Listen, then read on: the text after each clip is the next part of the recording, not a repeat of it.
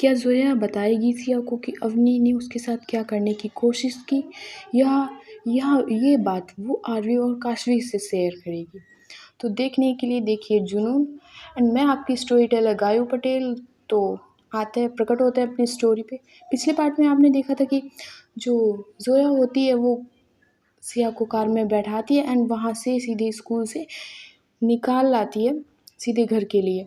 इधर वो होती है, जो उसका सिया का सर होता है वो बेहोश होती है, तो उसका सिर अपने शोल्डर पे रखती है और यही सोच रही थी कि सिया को बताए, क्योंकि अब हो गई थी वो जो हद पार हो गई थी अवनी की।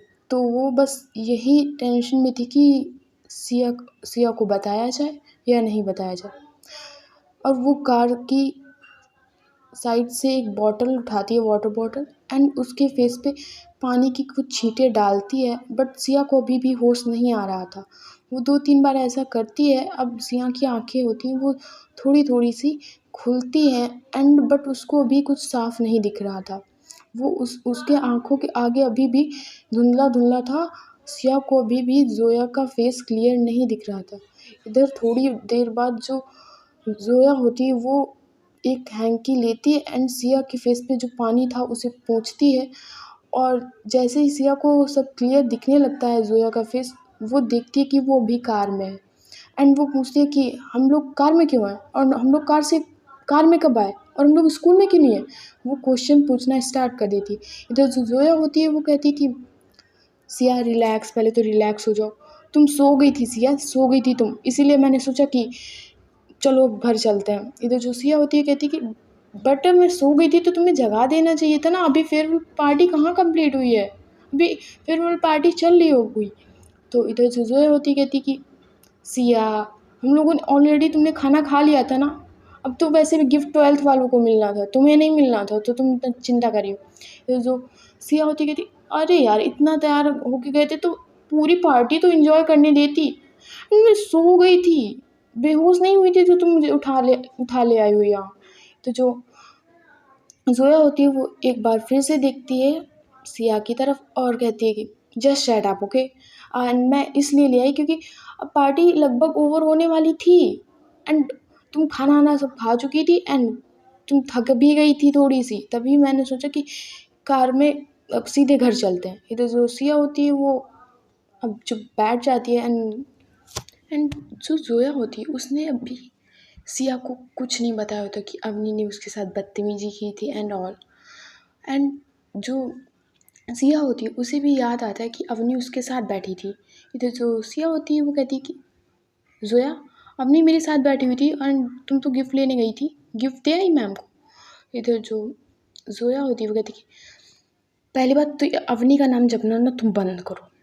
एंड हाँ, मैं मैम के साथ गिफ्ट लेने गई थी एंड जब मैं वापस आई तो देखा था तुम चेयर पे सर रख के सो रही थी, इसीलिए मैं तुमको वहाँ से लेकर आ गई एंड मैं तुम्हें वहाँ से छोड़ो। एंड ये बार बार ना तुम अवनी का नाम लेना बंद करो।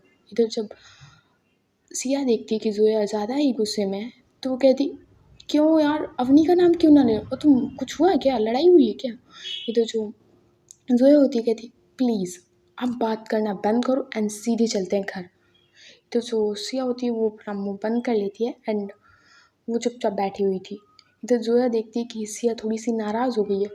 वो कहती कि नहीं, वो अपनी थोड़ी पार्टी में बिजी थी एंड उसने तुम्हें अकेला छोड़ दिया था ना, इसीलिए ना मैंने उससे थोड़ी गुस्सा हूँ एंड इसके अलावा कोई भी बात नहीं है। इधर वो सिया को कुछ भी 1% का नहीं बताती है जो अवनी ने सिया के साथ करने की कोशिश की थी।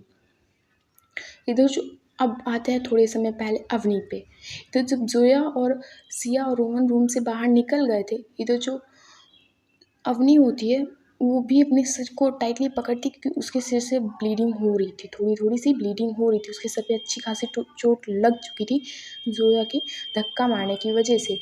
एंड वो अपना जो हाथ है वो रखती है एंड देखती है कि काफ़ी तेज़ ब्लीडिंग हो रही है, उसके फेस पे ब्लड आ जाता है, मतलब लग जाता है पूरा का पूरा। एंड वो निकालती है अपनी पॉकेट से हैंकी एंड वो अपने सिर पर रखती है। पहले तो सारा ब्लड क्लीन करती है थोड़ा सा एंड तब भी वो ब्लड निकलना बंद नहीं हो रहा था उसके सिर से।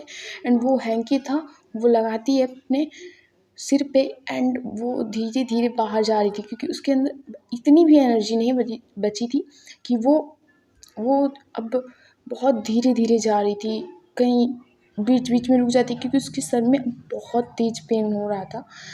एंड वो अब छुप छुप के जा रही थी, क्योंकि बाई चांस किसी ने देख लिया कि अवनी के सर में चोट लगी है, एंड फिर टीचर्स उससे कई सवाल पूछेंगे, एंड जो जोया ने उस खिड़की का कांच तोड़ा था एंड उसके बारे में भी पूछा जाएगा।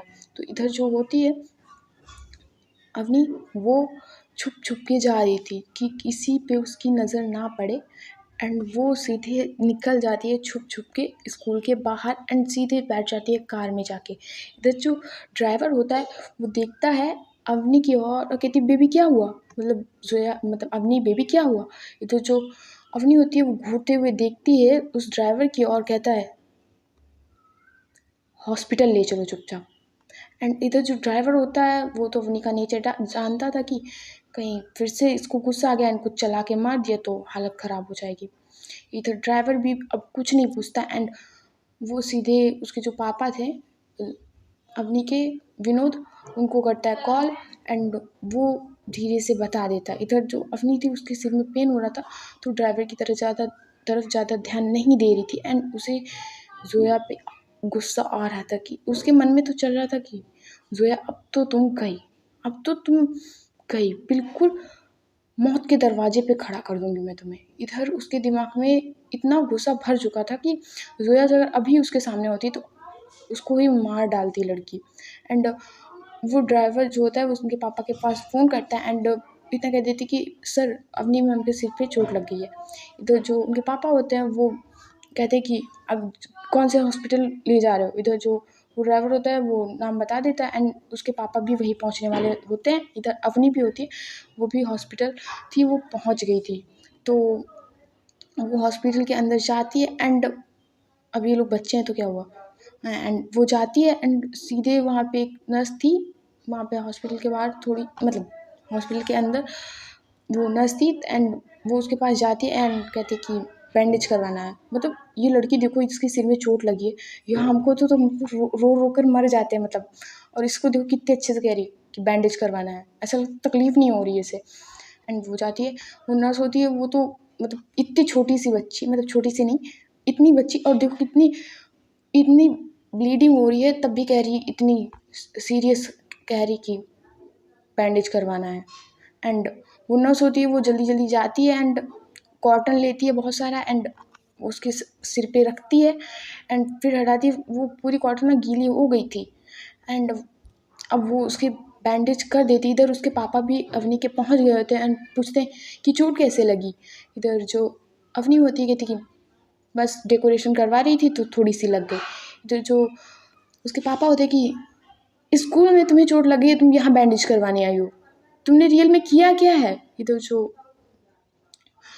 अवनी होती है वो कहती कुछ नहीं पापा, लग गई थी, वो डेकोरेशन करवाई तो वो सीढ़ी मेरे सिर पर गिरी आके। इधर वो बहुत गुस्से में बोली, बहुत रूडली पापा से अपने बात करी थी कि जोया का गुस्सा किस कहीं पे तो निकालना है, एंड वो निकाल रही थी अपने पापा पे। एंड उसके पापा भी डॉक्टर से थोड़ी बहुत बात करते हैं कि कोई ज़्यादा इंजरी तो नहीं है, मतलब ब्रेन पे तो कुछ असर नहीं हुआ है। इधर वो कहते नहीं बस ऐसे ही ठीक है, एंड अच्छा हुआ कि मतलब सिर से ब्लीडिंग होना स्टार्ट हो गई, नहीं तो ब्लड क्लॉट्स बन जाते हैं, मतलब थक्के बन जाते इसके ब्रेन में तो ज़्यादा प्रॉब्लम होती। इससे अच्छा हो गया कि ब्लीडिंग हो रही है तो सही है। तो वो थोड़ी बहुत मेडिसिन देते हैं एंड कहते हैं कि अब इसको रेस्ट करने की ज़रूरत है, कोई स्ट्रेस ना ले। इधर डॉक्टर इतना कहता है एंड चला जाता है। इधर जो उसके डैड होते हैं वो भी ले जाते हैं अवनी को कार में, एंड अब ये दोनों लोग घर जाने वाले थे, घर चले गए थे, मतलब घर जाने लगते हैं। और इधर जो आते हैं हम लोग आरवी और काशवी के सीन पे। इधर जो आरवी और काशवी क्लास में बैठे हुए थे, उन्होंने लंच कर लिया था, एंड अब उन लोगों को ज़रा सा भी वेट नहीं हो रहा था ग्वालियर जाने का। इधर ये लोग आज बैग उठाते हैं बेंच पे से, एंड आज उन लोगों ने एप्लीकेशन भी नहीं दी हुई होती है, एंड वो लोग सीधे बैग उठाते हैं एंड हॉस्टल की तरफ जाने लगते हैं। इधर कीर्ति भी मानने वाली नहीं थी, वो इनके साथ ग्वालियर जाकर रहेगी। और इधर कीर्ति भी होती है, वो अपना बैग उठाती है और वो भी हॉस्टल की ओर जाने लगती है। इधर काशवी और जो आरवी है उनको आइडिया नहीं था कि कीर्ति भी अब उनके साथ जाएगी, किसी भी कीमत पे जाके रहेगी वो। इधर उन लोगों को आइडिया नहीं था कि कीर्ति भी अपना बैग उठा के हॉस्टल की ओर आने लगी थी। इधर जो आरवी और काशवी होते अभी 1 बजा हुआ था, मतलब 1 बज गए थे एंड ये लोग अब ना अपना बैग पैक करते हैं क्योंकि 3 बजे क्या 2 बजे इन्हें निकलना है एंड ये लोग अपना बैग वैग पैक करते हैं। इधर का जो कीर्ति होती है वो भी अपना बैग पैक करती है एंड जैसे ही आरवी और काशवी को मतलब आते हुए देखती है अपने बैग्स लेते हुए, वो भी सीधे अपना बैग आती है उन लोगों के सामने खड़ी हो जाती है बैग लेके के। अब कीर्ति कहती मैं भी तुम्हारे साथ चलने वाली हूँ। तो जो आरवी होती है कि कहती कि क्या ज़बरदस्ती है कीर्ति, और ये हम दोनों की लाइफ है और तुम्हारा दिमाग है कि नहीं है, भेजे में है कुछ कि खाली ऐसे ही डब्बा लिए घूमती हो। मतलब हमने तुम्हें कहा नहीं कि तुम चलना है मेरे साथ, बट तुम अपनी धुन में सवार हो। जब हम कह रहे हैं कि हम तुम्हें नहीं ले जाएंगे, हम दोनों तुम्हें नहीं ले जाना चाहते, तो तुम कितनी बेशरम हो यार। इधर जैसे कीर्ति सुनती है बट नहीं, उसको जाना है तो जाना है आरवी के साथ। और इधर कीर्ति होती है वो अपना बैग पकड़े रहती है, मतलब जाना तो है ही मुझे तुम लोगों के साथ। इधर काशवी भी कीर्ति की देखती एंड कहती कि सच में यार, जब हम तुम्हें निभाना नहीं चाहते हैं तो तुम क्यों पीछे पड़ी हो। इधर जो कीर्ति होती है, हाँ मैं तो तुम्हारे साथ चलूँगी एंड मैंने तुम्हारी दादी से बात भी कर ली है कि मैं भी तुम्हारे साथ आ रही हूँ, तो उन्हें तो कोई प्रॉब्लम नहीं है एंड उन्होंने मुझे हाँ भी कह दिया। इधर जो कीर्ति होती है कि उसने ना इनकी दादी से बात की कर ली होती है कि दादी मुझे भी कॉलेज चलना है, प्लीज़ मैं भी आपके साथ चलूँ। तो इधर उनकी दादी भी मना नहीं करती कि हाँ तुम लोग कॉलेज चलो, तीनों लोग चलो। इधर जैसे ही काशवी और आरवी दोनों सुनते कि इसने दादी से परमिशन ले लिए, वो सीधे करते अपने दादी के पास फ़ोन और आरवी कहती कि दादी आप कीर्ति को भी हमारे साथ लेकर चल रहे हो। तो इधर जो दादी होती कहती कि हाँ उसने मुझे कॉल किया था और कह रही थी कि मैं भी कॉलेज जाना चाहती हूँ, तो मैंने उसे मना नहीं किया। और इधर जो आरवी होती दादी, हमारे तो एग्ज़ाम्स हैं बट हमारा मैनेज हो जाएगा, इसका कैसे मैनेज होगा। तो जो दादी होती कहती कि बेटा जैसे तुम हो हमारे लिए वैसे कीर्ति है मेरे लिए, तो उसकी भी एग्ज़ाम्स मैनेज हो जाएंगे। तो जो काशवी होती कहती दादी प्लीज़ उसको मत ले चलो ना। तो दादी कहती काशवी अब ज़्यादा नहीं तो मैं भी नहीं जाऊँगी तुम्हारे साथ, फिर तुम ऐसे ही बैठी रहना। एंड जैसे ही दादी वो कहती है कि नहीं तो मैं भी नहीं जाऊँगी, तो इधर जो आरवी और काशवी होते हैं वो एक दूसरे की तरफ देखते हैं एंड अपना बैग लेके सीधे फ़ोन काट देते हैं एंड अपना बैग लेकर जाने लगते हैं, मतलब कार की ओर। मतलब अब कह तो सकते नहीं चलो, अब तो जाना ही है इसको।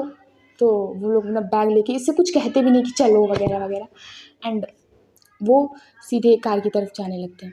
इधर जो कीर्ति होती है वो तो जान गई थी अब जाना ही है एंड वो थोड़ा सा मुस्कुराती है एंड बड़ी स्टाइल से अपना बैग, ट्रॉली बैग खींचते हुए एंड कैट वॉक करते हुए कार की तरफ आ रही थी।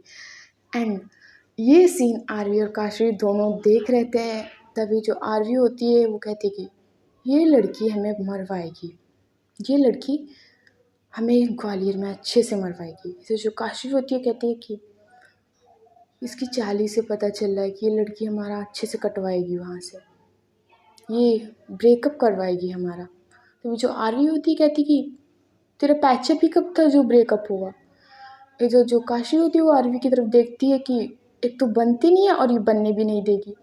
एंड इतने में जो कीर्ति होती है वो दरवाज़ा खोलती है और कार के अंदर बैठने लगती है। तभी जो काशी होती है कि कहती है कि यहाँ पे दादी बैठेंगी, तुम ड्राइवर के साथ आगे बैठो जाके।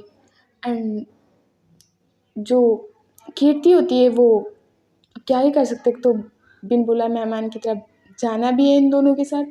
तो अपना बैग लेती है, वो ड्राइवर होता है वो उसका बैग रखता है पीछे एंड जो कीर्ति होती है वो बैठ जाती है आगे। एंड अब ये लोग जाते हैं सीधे मसूरी के, मतलब मसूरी में जहाँ पे दादी रहती, होटल था वहाँ पे जाती है। एंड ये लोग होटल के बाहर ही खड़े थे, दादी हैं वो अपना बैग लेकर आती हैं एंड जो ड्राइवर होता है वो बैग रख देता है पीछे एंड दादी होती है वो बैठ जाती है काशवी और आरवी के पास पीछे वाली सीट पे। एंड इधर जो कीर्ति होती अब कार हो गई थी वो स्टार्ट, अब जाने वाली थी ग्वालियर जिसका तुम लोगों को अच्छे से वेट था। एंड और इधर ये लोग ग्वालियर जाने के लिए तैयार हो गए थे। अब इन्हें कितने घंटे लगेंगे, 10 घंटे तो लगेंगे। एंड देखते हैं कब पहुँचते हैं ये लोग। एंड जो ये लोगों की अब कार चल रही थी, इधर काशवी और आरवी की चेहरे पे तो अलग ही स्माइल, अलग ही मतलब इधर जो आरवी थी वो सिर्फ विंडो के साइड देखे जा रही थी। एंड मन में कह रही थी अब वेट नहीं हो रहा, तुमसे मिलने की इतनी जल्दी है कि एक एक सेकंड अब एक एक दिन के बराबर लगता है। कब कब आएगा ये ग्वालियर। एंड ऐसे ही वो मिरर की साइड देख के, आई मीन विंडो की साइड देख के कह रही थी। इधर काशवी के मन में चल रहा था कि इस बार इस बार मैं तुमसे कह के रहूँगी कि I love you too. And उसके दिमाग में तो यही चल रहा था कि और सच में यार, जब काशवी जोया के सामने होती है तो काशवी की तो कतई नहीं चलने वाली थी। मतलब जोया होती है वो एकदम एक अलग ही वाइब है उसमें। एंड काशवी की हिम्मत नहीं होती जोया को टच भी करने की। उसकी जुबान वो पता नहीं क्या हो जाती है एंड वो सच में नहीं कह पाएगी। आई थिंक लगता है कि स्टोरी टेलर हूँ भाई, जो भी करवाना है मैं ही करवाऊँगी इनसे। एंड इधर फिर से स्टोरी पे आते हैं। इधर जो कीर्ति है वो फ्रंट वाले मिरर में जो कार में लगा होता है वो उससे आरवी को देख रही थी। बट आरवी वो अपना विंडो साइड देख रही होती है। एंड वो अब आरवी को छोड़ के ना कीर्ति को देखती है। ये बड़ी ठरकी लड़की है, इससे एक एक इंसान से इसका पेट नहीं भरने वाला, ये दोनों के साथ रहेगी। एंड जो कीर्ति होती है वो काशवी को भी देखती है, आई मीन मिरर से। एंड बट काशवी वो सोच तो रही थी बट वो भी कहाँ मैं तो उसकी नज़र है जो फ्रंट है मिरर से कीर्ति की आंख से टकराती है। आई मीन वो भी उसकी नज़र भी मिरर पे जाती है एंड कीर्ति की नज़र तो मिरर पे थी। तो काशवी और कीर्ति की एक नज़र टकराती है आपस में। इधर इस टाइम काशवी को थोड़ा वियर्ड लगा था। मतलब वो सोच रही थी कि वो आरवी को देख रही है बट ना, कीर्ति वो जो काशवी को ही देख रही थी। इस टाइम जो काशवी उसको थोड़ा वियर्ड लगता है एंड वो अपनी नज़रें ना फिर से विंडो साइड कर लेती है। इधर जो अब आते हैं सिया और जोया के सीन पे। इधर जो जोया और सिया होते हैं वो भी अब घर पहुंच गए थे। एंड ये लोग कार से उतरते हैं एंड अपने हॉल में जाने लगते हैं। तभी जो उनकी मम्मा होती हैं सिया की, वो कहती हैं कि तुम लोग इतनी जल्दी आ गए। तभी जो सिया होती है कहती कि मम्मा ये आप जोया से पूछ लो। तो जो सिया की मम्मा होती है वो जोया की तरफ देखती हैं। जो जोया होती है कहती आंटी आपकी लड़की सो गई थी स्कूल में, इसलिए मैंने सोचा उसे डिस्टर्ब ना किया जाए एंड मैं उसे सीधे घर ले आई। तो जो सिया की मम्मा होती है वो कहती कि सिया तुम अब स्कूल में भी सोने लगी। इधर जो सिया होती है कहती कि मम्मा पता नहीं मुझे कैसे नींद आ गई, मुझे खुद नहीं और मेरे सिर में पेन हो रहा है, प्लीज़ एक चाय बना दो प्लीज़। इधर जो सिया की मम्मा होती है कहती कि तुम लोग फ्रेश हो गया एंड तुम लोगों ने नाश्ता किया है। इधर जो सिया जोया होते हैं कहते कि हाँ लंच भी कर लिया था स्कूल में एंड भूख तो नहीं लगी है बट आप कह रहे हो तो चाय बना दो। इधर जो सिया की मम्मा होती है वो जाती हैं किचन की तरफ एंड मेड से कह देती है कि चाय बना दो। इधर जैसे ही सिया सुनती है कि वो मेड से कह रही है कि चाय बना दो, तो जो सिया होती है कहती मम्मा मेड से रहने दो, आप ही बना दो चाय प्लीज़। इधर जो शालिनी जी होती हैं सिया की मम्मा, वो जैसे ही सिया मतलब कहती है कि मम्मा आप ही बना दो, जो जो मम्मा होती हैं सिया की वो खुद ही चाय बनाने लगती है। इधर जो सिया और जोया होते हैं वो जाते हैं रूम में। जो सिया होती है वो अपने रूम में चेंज करती है एंड जो जोया होती है वो अपने मतलब सेकेंड जो सामने दूसरा रूम था उसमें चेंज करने लगती है जाके। एंड जोया को अभी भी इतनी टेंशन थी क्योंकि एक तो अवनी ने उसे अच्छी खासी धमकी दे दी थी एंड जो अवनी धमकी दे तो बहुत ही बुरी बात है।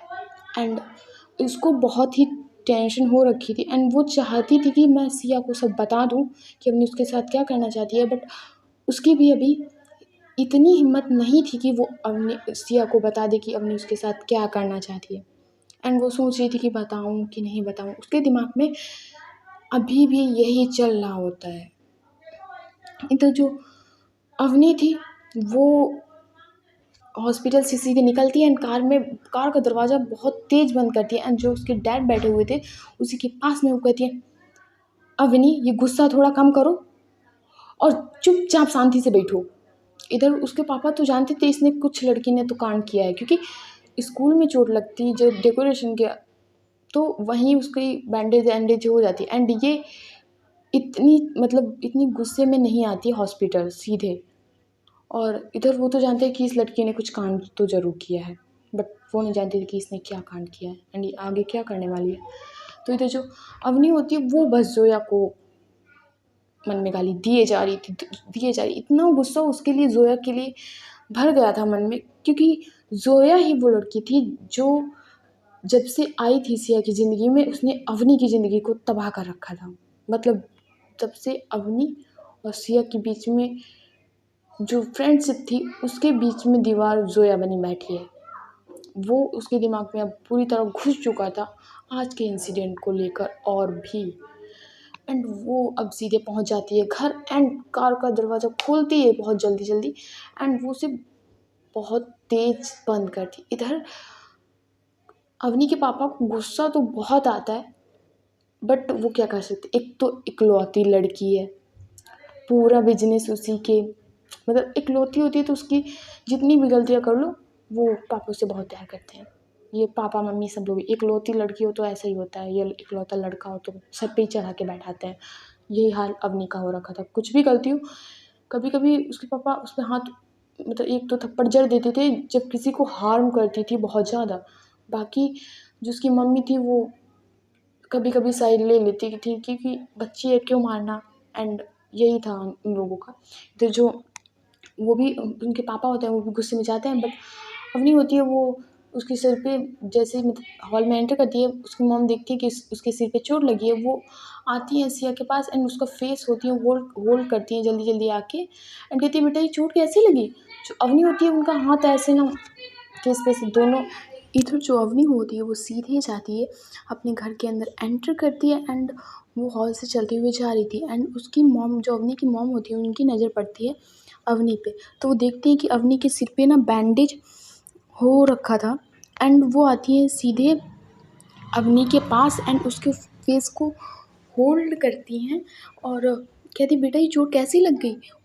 जो अवनी होती है वो अपनी मॉम की तरफ गुस्से से देखती है एंड उनके हाथ को ना, मतलब जो उन्होंने फेस पे रखा हुआ था उन दोनों हाथों को पकड़ती है एंड झटक देती है, जिससे उनके हाथों ना नीचे मतलब हो जाता है, एंड वो सीधे जाती है स्टेयर्स से अपने कमरे में। बहुत गुस्से में जा रही थी अवनी। एंड इधर जो उसके पापा होते हैं वो भी घर में एंटर करते हैं, एंड जैसे ही मतलब जो अवनी की मम्मा थी उन्होंने देखा था कि वो भी आ रहे हैं, एंड वो जाती है उनके पास एंड पूछती है कि अवनी को चोट कैसे लगी। इधर जो अवनी के पापा होते हैं कहते कि अब आपकी बेटी है आप ही जानो, बिगाड़ जो रखा है आपने इतना, पता नहीं कैसे चोट लगी है। मैंने स्कूल फ़ोन करके पूछा, बट आपकी बेटी तो बता रही थी कि चोट उसे स्कूल में डेकोरेशन करवाते टाइम लगी है, बट मैंने जब स्कूल फ़ोन करके पूछा तो उन्होंने कहा नहीं, अवनी को यहाँ तो चोट नहीं लगी है, वो भी डेकोरेशन करवाते टाइम तो नहीं लगी थी, क्योंकि डेकोरेशन जब हो रही थी तो बहुत लोग खड़े थे, तो हमें पता चल जाता कि अवनी को डेकोरेशन करवाते टाइम चोट लगी है। एंड मैंने पूछा कि अवनी कहाँ है, तो उनको तो पहले तो आइडिया ही नहीं था अवनी है कहाँ, बट आपकी अवनी तो सीधे हॉस्पिटल गई हुई थी। मतलब कि वैसे होता था कि जो स्कूल में चोट लगी तो वहीं ड्रेसिंग व्रेसिंग थोड़ी बहुत हो जाती है, एंड ऐसा होता है। और बट अवनी थी तो वो तो स्कूल में तो उसे किस वजह से चोट लगी थी वो पिछले एपिसोड में आपको पता ही होगा। एंड इधर जो है वो भी बहुत, उनके पापा भी बहुत गुस्से में थे, एंड वो भी चले जाते अपने रूम की तरफ। और इधर जो अवनी, बहुत उन्हें बुरा लगा था एंड वो सोच रही थी कि अवनी को कैसे सही किया जाए। मतलब उसका दिन पर दिन बिहेवियर बहुत ही ख़राब होता चला जा रहा था। इधर जो सिया और जोया होते हैं वो भी अब चेंज करके आ चुके थे, एंड जोया कहती कि सिया कल एग्ज़ाम है तो हम लोग पढ़ाई कर लेते हैं। इधर जो सिया होती है वो भी हाँ करती क्योंकि 9th के पेपर हैं इन लोगों के, तो और वो भी कल हैं। तो ये लोग होते हैं वो अब बैठ जाते हैं अपनी कॉपीज़ लेकर बेड पे, एंड ये लोग पढ़ाई करना स्टार्ट कर देते हैं। इधर जो जोया और सिया थे इन लोगों को बिल्कुल आइडिया नहीं था कि काशवी और आरवी आने वाले हैं आज कॉलेज। इधर ये लोग अपनी पढ़ाई कर रहे थे, एंड अब टाइम को थोड़ा शिफ्ट करते हैं और बज गए थे शाम के 8-9। इधर जो सिया और ज़ोया होते हैं वो भी पढ़ाई करके अब उठे थे। आज उन्होंने जल्दी खाना भी नहीं खाया था, उन्होंने लंच ही किया था। अब वो डिनर करने जा रहे थे। तो जो सिया और ज़ोया होते हैं वो जाते हैं नीचे। ज़ोया थी वो सिया के घर पे ही रुकी थी, कल फिर लोग एग्ज़ाम देने जाएँगे। इधर जो ज़ोया और सिया होते हैं वो दोनों लोग जाते हैं, डिनर करते हैं, जाके जल्दी-जल्दी डिनर करते हैं क्योंकि अभी उनको तैयारी भी करनी थी। इतनी जल्दी एग्ज़ाम्स हो गए थे अटेंडेंस तो ये लोग जल्दी-जल्दी खाना खाते हैं एंड फिर से अपने दोनों रूम में चले जाते हैं और ये लोग फिर से पढ़ाई करना स्टार्ट कर देते हैं। इधर जो आरवी और काशवी थे वो भी 3-4 घंटे में पहुँचने वाले थे ग्वालियर। और इधर ये लोग ज़ोया और सिया दोनों लोग पढ़ाई करते हैं रात के 11-12 बजे तक एंड ये लोग अब सो जाते हैं।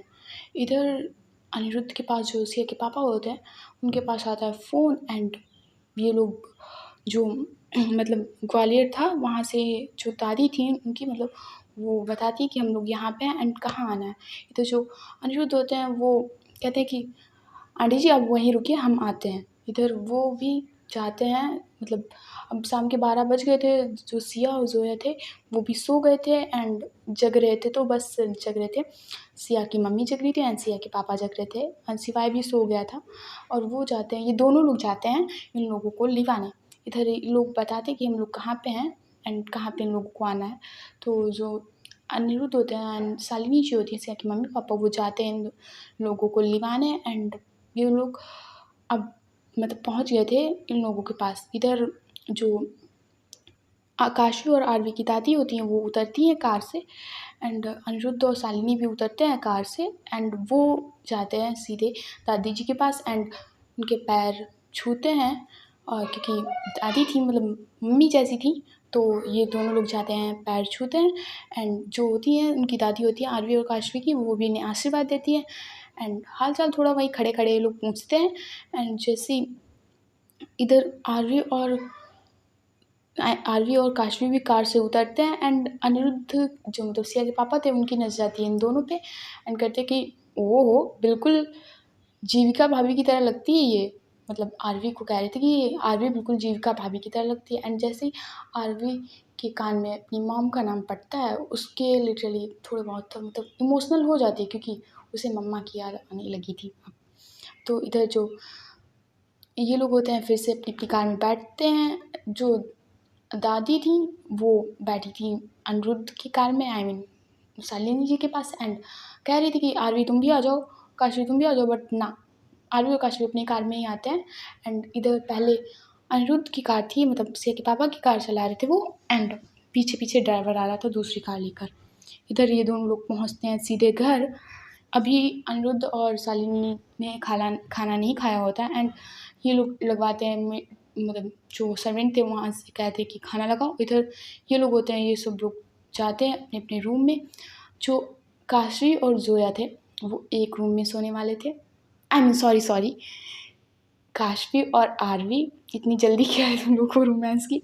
तो जो काशवी और आरवी वो अलग कमरे में सोए थे क्योंकि आज इतना डिसाइड नहीं हो पाया था कि कौन कहाँ लेटेगा एंड ज़ोया और सिया तो पहले से ही अपने रूम में सो रहे थे। तो जो काशवी एंड वो आरवी थे वो एक रूम में सोने वाले थे एंड जो दादी थी वो अलग कमरे में सोने वाली थी एंड ये लोगों का ऐसे ही। एंड कीर्ति कहाँ सोने वाली थी, कीर्ति को ना कहा गया था कि दूसरे रूम में जाओ मतलब रूम खाली था वहाँ बट जो कीर्ति होती कीर्ति नहीं मुझे आरवी और काशवी के साथ ही सोना है। इधर जो आरवी और काशवी एक दूसरे की तरफ देखते हैं कि नहीं तुम हमारे साथ नहीं एक कमरे में रह सकती। तो जो कीर्ति होती है कहती कि नहीं मुझे अकेले नींद नहीं आएगी। तो जो काशवी होती कहती तुम हॉस्टल में अकेले ही रुकती हो। तो इधर जो कीर्ति होती कि नहीं मैं अलग कमरे में नहीं सोऊंगी। इधर जो ये होती हैं आरवी और काशवी होते हैं वो एक दूसरे की तरफ देखते हैं एंड कुछ नहीं कहते। ये लोग अपना बस खाना खाने लगते हैं खाना खाने लगते हैं। इधर ये लोग इन लोगों का खाना हो गया था एंड जो कीर्ति होती है वो जाती है आरवी और काशवी को जो रूम मिला था उसी में ले जाती है बीच में जाके। इधर आरवी और काशवी जा ही रहे होते हैं मतलब अपने रूम की तरफ। इधर उन लोगों की दोनों की नज़र पड़ती है। रूम का दरवाज़ा थोड़ा सा खुला था आज इन लोगों ने डोर नॉक मतलब डोर लॉक नहीं किया था ज़ोया और सिया ने, एंड इन दोनों की नज़र जाती है ज़ोया और सिया पे। ये लोग उस रूम का बहुत धीरे से दरवाज़ा खोलते हैं और इनकी तरफ मतलब पढ़ते हैं, एंड जो आरवी होती है वो ज़ोया काफ़ी थोड़ा दूर खड़ी हुई थी, वो जाती नहीं है ज़ोया के पास, एंड बट जो आरवी होती है वो जाती है सिया के पास, एंड वो उसके फेस पे जो थोड़े बहुत बाल थे वो उसे साइड करती है बहुत धीरे से, और उसको एक नज़र देखती है एंड फिर उसके बालों को थोड़ा सही करती है और फिर वहाँ से वो बालों को सही करके उसको एक नज़र बहुत प्यार से देखती है, एंड वो वहाँ से फिर चली जाती है, मतलब अपने रूम की ओर चली जाती है। इधर जो कीर्ति हुई थी वो तो बेड के बीच में लेटी हुई थी। इधर जो जैसे ही आरवी और काशवी देखते हैं वो बेड के मतलब बीच में लेटी हुई है एंड साइड में इन दोनों को लेटना है। जो आरवी होती कहती कि कीर्ति तुम हमारे साथ बेड पे नहीं सोगी, तुम वो साइड में सोफ़ा पड़ा है उस पर सो जाके, हम 3 लोग एक साथ बेड शेयर नहीं कर सकते। समझ में आई तुम्हारी बात? इधर जो कीर्ति होती है वो नहीं उठती है, वो इतनी ढीठ पर्सनालिटी थी, वो नहीं उठती है बेड पे से। तो जो काशवी होती है वो कहती नहीं है कुछ भी, वो नहीं कहती है कुछ भी, एंड वो जाती है, वो सीधे कीर्ति का हाथ पकड़ती है एंड बेड से सीधे खड़े कर देती है एंड नीचे उतार देती है कीर्ति को, एंड कहती थी कि जाओ चुपचाप सोफे पे सो जाओ, मुझे तमाशा नहीं चाहिए शाम को, वैसे भी मुझे बहुत तेज़ नींद लगी, 12 बज गए हैं शाम के। समझ में आया तुम्हारी बात? और इतना जो कीर्ति होती है वो बेचारी क्या करें, दूसरे में रूम में जाएंगी नहीं वो जाती है सीधे सोफे पे लेट जाती है। ये तो जो वो जो आरवी और काशवी थे वो अब एक बेड पे लेटते हैं, एंड आज उन्हें बहुत सुकून की नींद आ रही थी कि सुबह उन लोगों को शाम को डिस्टर्ब नहीं करना चाहते थे ज़ोया और सिया को, तो वो उनको आज बहुत सुकून की नींद आ रही थी, बहुत ज़्यादा सुकून की नींद आ रही थी। एंड कीर्ति को ये नहीं पता था कि अभी इस घर में 2 लड़कियां हैं। वो तो सोच रही थी कि बस ये दोनों लोग घूमने आए हैं इधर, उसको बिल्कुल भी आइडिया नहीं था कि इस घर में भी 2 लड़कियां हैं जिससे यही दोनों मिलने आए हैं। तो वो जाती है, वो लेट जाती है सोफे पे, एंड वो आरवी और काशवी दोनों की तरफ देख रही थी, और इधर इन लोगों को भी आ जाती है नींद। इधर आते हैं सीधे मॉर्निंग के सीन पे। इधर जो थे अब वो 8 बजने में सिर्फ 30 मिनट कम थे, एंड अभी तक ये लोग सो रहे थे। जो ज़ोया और सिया थी ये अभी तक सो रहे थे, बल्कि अभी इनका एग्ज़ाम होने वाला था 8:10 पे या 20 मिनट पे इन लोगों का एग्ज़ाम स्टार्ट होने वाला था, बट अभी तक ये लोग नहीं उठे थे। एंड पता नहीं कैसे फिर जो ज़ोया की नींद होती है वो खुलती है, एंड उसे याद आता है कि हाँ टाइम तो हो गया है, एंड वो जल्दी जल्दी उठती है, एंड सिया को भी जल्दी जल्दी उठाती है कि सिया उठो उठो, बहुत लेट हो गया है, होने जा रहा है, एंड एग्ज़ाम है क्योंकि ये लोग शाम को देर में सोए थे, इसलिए उन लोगों को कतई भी टाइम का आइडिया नहीं है था। तो ये जो सिया होती है वो भी जल्दी जल्दी उठती है, एंड वो सीधे कबर्ड से अपनी यूनिफॉर्म निकालती है। इधर जो ज़ोया थी वो तो उसी रूम के वॉशरूम में चली गई थी फ्रेश होने। इधर जो वो थी, क्या नाम था, सिया थी, वो जाती है दूसरे रूम में जिसमें आर्या और ज़ोया सोए हुए थे, एंड वो इतनी जल्दी बाय गॉड उसका दरवाज़ा खोलती है एंड सीधे वॉशरूम में है वो चली जाती है कि उसको ज़रा सा भी ध्यान नहीं कि बेड पे कोई लेटा हुआ है या सोफे पे कोई लेटा हुआ है ना। वो इतनी जल्दी आई थी रूम में और उसने जल्दी इतना दरवाज़ा खोला था। इधर थोड़ी बहुत जैसे ही उसने वॉशरूम का दरवाज़ा बंद किया था, थोड़ी बहुत नॉइज़ होती है वो काशवी और आरवी के कान में पड़ती है, बट काशवी वो तो सो ही रही थी, उसको आँख नहीं खुलती, बट जो आरवी होती है वो सोचती है कि शायद कीर्ति वॉशरूम में गई होगी, और वो अपनी फिर से आँखें बंद कर लेती है।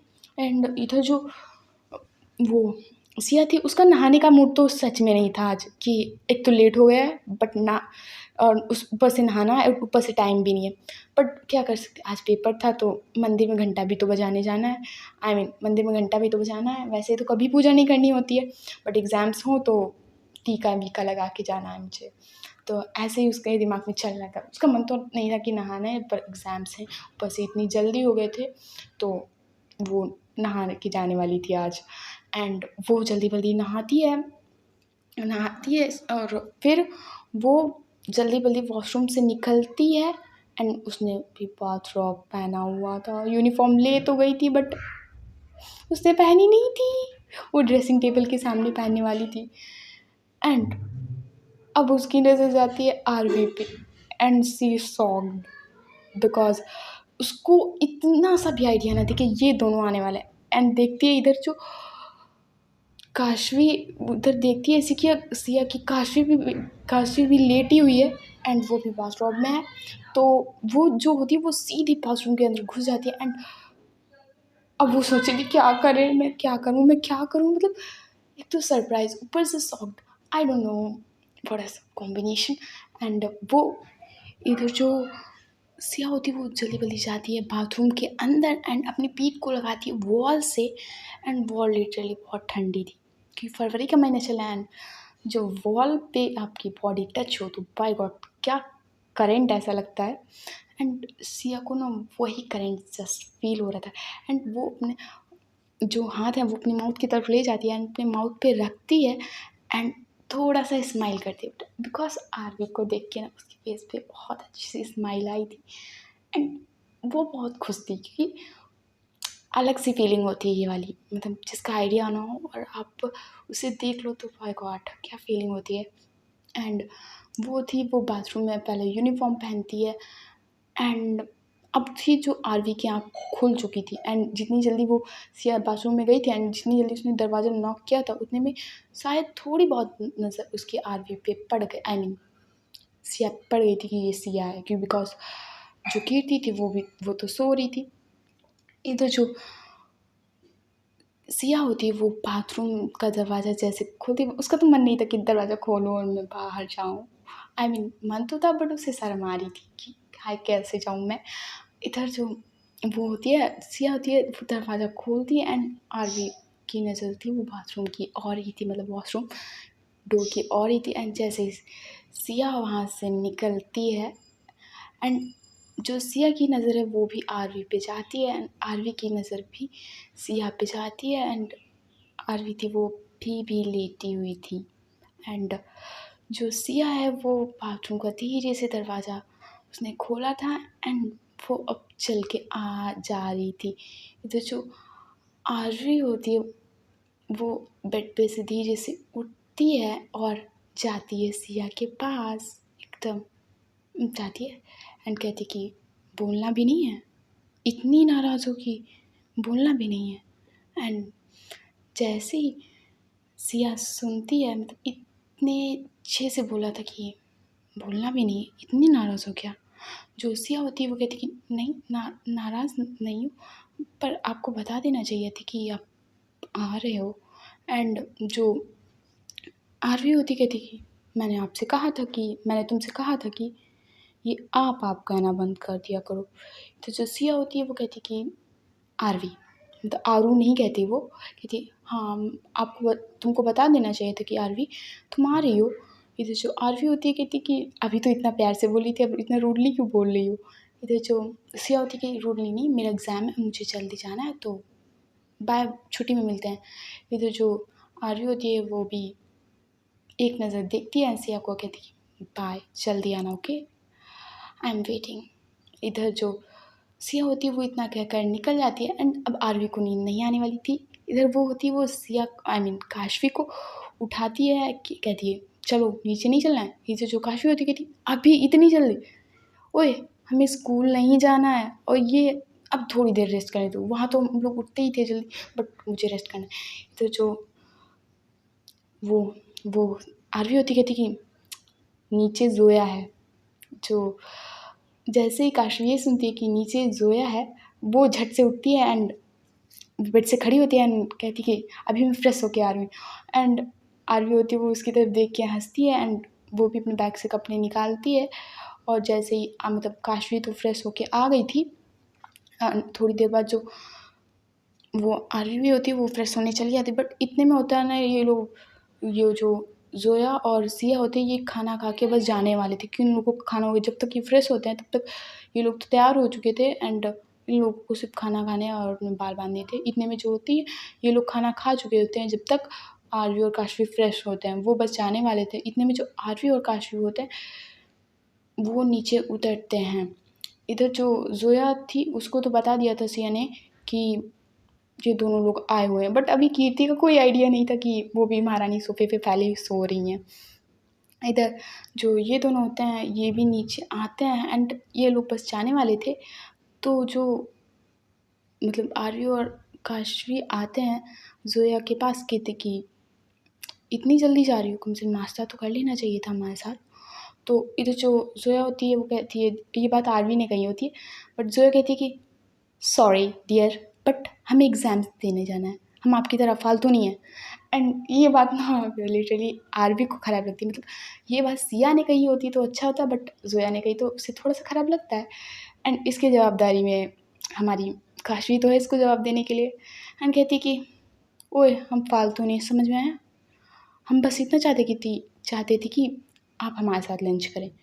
इधर जो ज़ोया होती है वो काशवी की एक तरफ नज़र देखती है, मतलब एक नज़र देखती है एंड वो कुछ नहीं कहती। मैं फालतू लोगों से बात नहीं करती, उसके मन में तो ये चल रहा है। एंड इधर जो ज़ोया होती है कहती कि सिया चलो हम लोगों को लेट हो रहा है। इधर जो सिया होती है वो एक नज़र देखती है पहले आरवी की तरफ एंड कहती है छुट्टी में मिलते हैं, जल्दी आऊँगी, पक्का प्रॉमिस। एंड वो इतना कहकर उसकी तरफ बाय करते हुए चली जाती एंड ज़ोया ये नोटिस कर रही थी, बट उसे ख़राब नहीं लगता क्योंकि कोई तो है सच में लाइफ में प्यार करने वाला, तो अवनी से तो ठीक ही है। एंड उसे अब अवनी की टेंशन हो रही थी क्योंकि बिकॉज एग्ज़ाम देने तो वो भी आएगी। एंड उसके दिमाग में अब ये टेंशन थी कि स्कूल से कैसे बचाया जाए, मतलब स्कूल में अवनी से कैसे बचाया जाए। एंड इसको अब वही टेंशन खाए जा रही थी। इधर गाइस आज की स्टोरी बस यहीं तक, देखते हैं कल नेक्स्ट पार्ट में क्या होता है क्योंकि डेज़ अभी ख़त्म नहीं हुए हैं। एंड क्या करती है आरवी और क्या करती है काशवी, तो देखते हैं। एग्ज़ाम्स भी चल रहे हैं, मज़ा होगा, रोमांस होगा थोड़ा बहुत, बिकॉज़ फीलिंग्स भी तो दिखानी है। हर बार मैं बेड पे ले जाके तो उन लोगों को पटक नहीं सकती, थोड़ा-सा टची भी रखना है इन लोगों को। हर बार बेड पे ले जाने की ज़रूरत नहीं पड़ती है, कुछ बार वॉल, बाथरूम एरिया इन लोगों को भी देखना पड़ेगा, टेबल-वेबल सब देखना पड़ेगा। हर बार बेड पे तो नहीं करा सकते यार। सो स्टोरी इंटरेस्टिंग होने वाली है, बट आप लोगों से एक रिक्वेस्ट है, बहुत लोगों को मैंने देखा अभी मई में उन्होंने चैनल बनाया था एंड उन लोगों के लिटरली 1K होने जा रहे हैं एंड मेरे तो 500 ही कंप्लीट हुए हैं, वो भी इतना भीख जैसा मांगने के बाद कटोरा लेके। तो हो सके तो शेयर कर देना, बिकॉज़ मोटिवेशन मिलता है यार, और कॉन्फिडेंस की कमी है मुझ में। तो स्टोरी सच में अच्छी लगी हो तो like and subscribe and share कर देना and bye bye, take care and good night.